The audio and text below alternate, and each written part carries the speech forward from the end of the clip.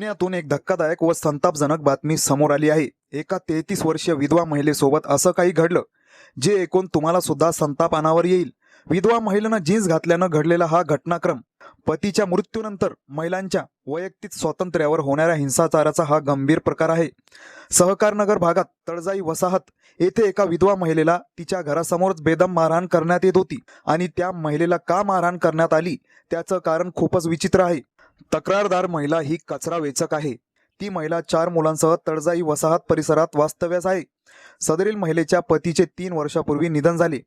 तक्रारदार महिला 3 डिसेंबरला सायंकाळी 6:30च्या सुमारास जीन्स घालून घराबाहेर थांबली होती। दरम्यान यावेळी पीडित विधवा महिलेनं जीन्स पॅन्ट घातलेली होती। त्या महिलेची काहीच चुकी नसून कारण फक्त एवढंच की तिने त्यावेळी जीन्स पॅन्ट नको घालायला होती। जीन्स घालून ती दारासमोर उभा होती। तितक्यात महिलेच्या धीराने पाहिलं। आपल्या विधवा वहिनीने जीन्स घातलेली पाहून तो रागाच्या भरात गेला आणि त्यात भर म्हणून सासूने सुद्धा पाहिलं आणि ते पीडित महिलेकडे धावत आले आणि शब्द न विचारता थेट मारहाण करायला सुरुवात केली। सासू व धीराकडून बेदम मारहाण चालू असतानाच ओरडण्याच्या आवाजाने पीडित महिलेची मोठी मुलगी त्या ठिकाणी पोहोचली।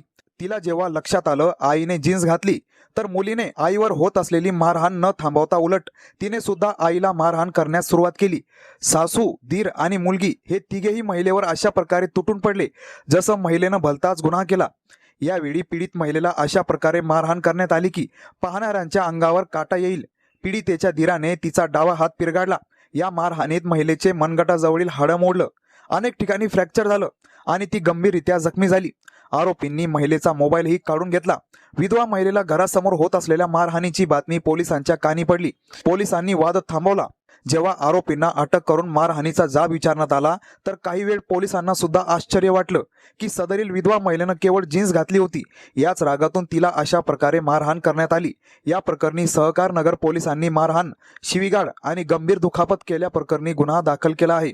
पोलिसांनी संबंधित महिलेला ससून रुग्णालयात नेऊन तिची वैद्यकीय तपासणी केली असता मनगटाचे हाड फ्रॅक्चर झाल्याचे समोर आले।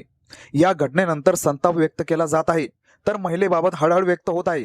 पतीच्या मृत्यूनंतर महिलांच्या वैयक्तिक स्वातंत्र्यावर होणाऱ्या हिंसाचाराचा हा गंभीर प्रकार असल्याची प्रतिक्रिया नागरिकांनी दिली। या घटनेप्रकरणी पोलिसांकडून आरोपी सासू, धीर आणि मोठ्या मुलीविरोधात भारतीय न्याय संहितेअंतर्गत संबंधित कलमे लावण्यात आली। या विचित्र पण धक्कादायक घटनेबद्दल तुमचं मत प्रतिक्रियाद्वारे व्यक्त करा। आपल्या अस्सल मराठी चॅनलवर पहिल्यांदा व्हिजिट केलं असेल तर व्हिडिओला लाईक आणि चॅनलला सबस्क्राईब करणे अजिबात विसरू नका।